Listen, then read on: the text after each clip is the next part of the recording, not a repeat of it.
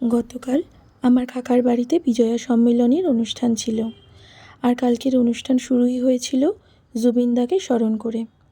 গায়ক জুবিন গার্গের এই পরিচয়টা আগে থেকেই জানা ছিল।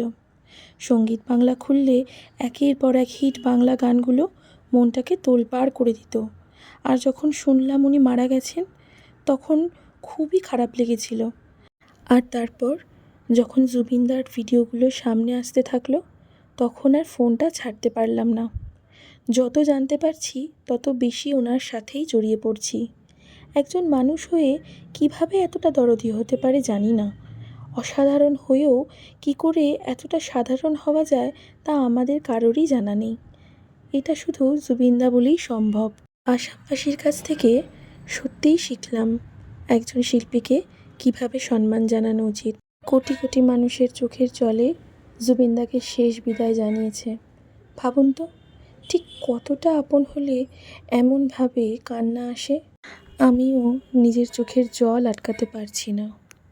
তবে এটা মানতেই হবে, ওনার আদর্শ চিন্তাশক্তির কাছে আমরা শূন্য। আক্ষেপ একটাই, যে জুবিনদা বেঁচে থাকতে যদি এত কিছু জানতে পারতাম, তাহলে ওনার পা ধরে একবার প্রণাম করতাম। শুধু আসাম নয়, গোটা দেশ এখন জুবিনময়, মায়া বিনিময়। ঠিক আছে, ঠিক আছে,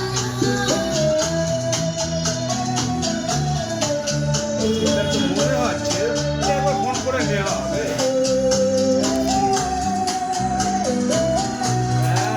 এই অনুষ্ঠান হচ্ছে আমাদের পারিবারিক।